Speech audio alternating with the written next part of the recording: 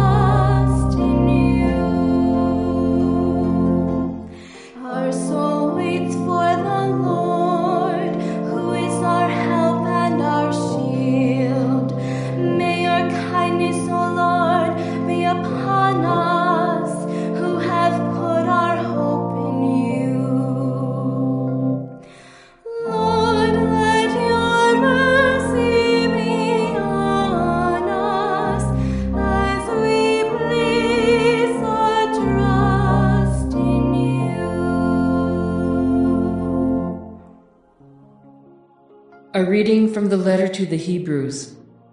Brothers and sisters, since we have a great high priest who has passed through the heavens, Jesus, the Son of God, let us hold fast to our confession.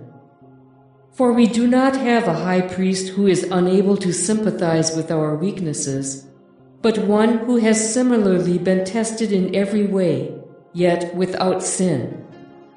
So let us confidently approach the throne of grace to receive mercy and to find grace for timely help. The word of the Lord. A reading from the Holy Gospel according to Mark. James and John, the sons of Zebedee, came to Jesus and said to him, "Teacher, we want you to do for us whatever we ask of you." He replied, "What do you wish me to do for you?" They answered him, "Grant that in your glory we may sit, one at your right and the other at your left." Jesus said to them, "You do not know what you are asking. Can you drink the cup that I drink, or be baptized with the baptism with which I am baptized?" They said to him, "We can." Jesus said to them, "The cup that I drink you will drink, and with the baptism with which I am baptized you will be baptized. But to sit at my right or at my left is not mine to give. but is for those for whom it has been prepared." When the 10 heard this, they became indignant at James and John. Jesus summoned them and said to them, "You know that those who are recognized as rulers over the Gentiles lord it over them, and their great ones make their authority over them felt. But it shall not be so among you. Rather, whoever wishes to be great among you will be your servant. Whoever wishes to be first among you will be the slave of all. For the Son of Man did not come to be served, but to serve, and to give his life as a ransom for many." The Gospel of the Lord. The first reading comes from the book of the prophet Isaiah, chapter 53, verses 10 to 11. This is part of one of the songs of the suffering servant. Remember, there are 4 songs of the suffering servant contained in Deutero-Isaiah, chapters 40 to 55. And this one speaks about how the servant is crushed, and yet by his suffering he expiates the sins of the people. Because of his affliction, they'll see light in the fullness of day. Now this was an idea that wasn't current in the days of the prophet Isaiah, nor was it current in the days of Deutero-Isaiah during the exile. In fact, even at the time of Jesus, it wasn't believed that the suffering of a just individual could bring expiation of sin. Animals were sacrificed, but not people. And yet Jesus took this prophecy and applied it to himself, and we'll hear that in the Gospel today.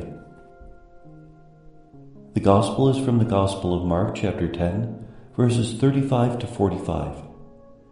This is the 3rd time in 3 chapters that Jesus predicts his passion.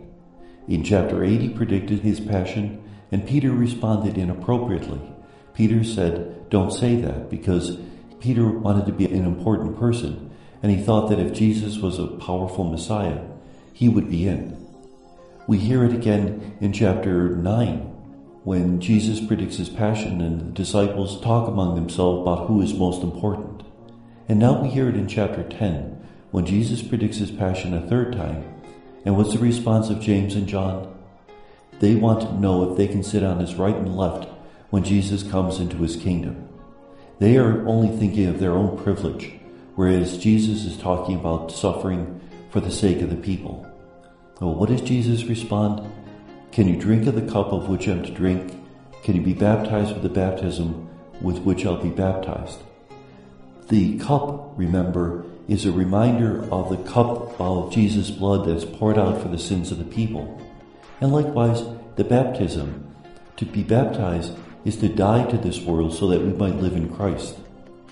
Jesus is asking the disciples to die to themselves, to be willing to accept their fate, which is the cross. And then he speaks to the disciples and says that among the Gentiles, those who are in charge lord it over them. But it shouldn't be that way among his disciples. Whoever wants to be first has to serve.